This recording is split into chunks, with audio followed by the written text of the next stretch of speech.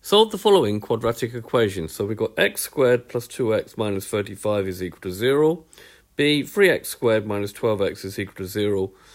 And C, this is x squared minus 64 is equal to 0. So we've got three basic types of quadratic equations. So we've got x squared plus 2x minus 35 is equal to 0. Now if you can't factorize, all these need to be solved by factorization, then one way is to do this, a product. So because this is 1x squared, put a 1 in front. So the product will be 1 times minus 35, 1 times minus 35, which is minus 35. The sum will be the middle number here, which is just plus 2. You have to take into account the sign. And then you want two numbers where you multiply them together and you add the same two numbers, you get 2. So after a little bit of trial and improvement, you could come up with minus 5 and 7. So minus 5 plus 7 makes 2, and minus 5 times 7 makes minus 35. The signs have to agree. So now we'll write down x squared. We split the middle term up into minus 5x plus 7x minus 35. It's still equal to 0. And then you group the first two terms together and you look for a common factor. There's a common factor of x, so that comes out. And you're left with x minus 5. Just check that. X times x gives you x squared. X times minus 5 gives you minus 5x. Then you bring down that sign. Group the next two terms together. There's a common factor of 7. That comes out. And then you're going to get x minus 5 is equal to 0. Now here and here you have the same thing. And this will always happen if you do this thing here correctly. So, and by the way, it doesn't matter which way round you write these two. So x minus 5 and x minus 5 is now a common factor. So that can now come out and you'll be left with x plus 7 is equal to 0. So just repeat that. X minus 5 and x minus 5 is a common factor, so it can now come out.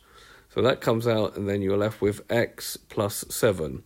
You could check that, if you're not sure, by expanding those two brackets, and you will get back to this. Right, so if this is equal to 0, so either x minus 5 is equal to 0, which implies that x would have to be equal to 5 to make that bracket equal to 0, or x plus 7 is equal to 0, which implies that x would have to be equal to minus 7. So the two answers are x is minus 7 or x is equal to 5. Part B, we've got 3x squared minus 12x is equal to 0.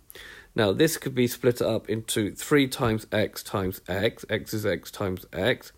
And this could be split up to minus 2 times 2 times 3 times x. So maybe you try to put that number into its prime factors. Right, then what you do is you pair up numbers. So you can pair up a 3 and you can pair up an x. That now is a common factor. So you take out 3x and what are you left with? An x here, a minus sign, and then 2 times 2, which is 4. That's equal to 0. And now you can say either 3x is equal to 0, where if 3x is equal to 0, that implies that x has to be equal to 0, because 0 times 3 is 0, or x minus 4 is equal to 0, which implies that x would have to be equal to 4. So we've got two solutions, x is equal to 0, and x is equal to 4. Now the last type, x squared minus 64 is equal to 0. This can be factorized using a squared minus b squared is a plus b, a minus b. It's worth learning this rule. So you have got the difference of two squares here. You've got x squared and 64. 64 is 8 squared. So this will come down to x plus 8. So a is x and b is 8. And x minus 8 is equal to 0. And then same as over here, you can either say either x plus 8 is equal to 0, that gives x is equal to minus 8, or x minus 8 is equal to 0, which gives x is equal to 8. So two solutions, x is equal to minus 8, or x is equal to 8. Okay, this has been a video to show you how to solve the three most basic type of quadratics. I hope you've understood, and I thank you very much for watching.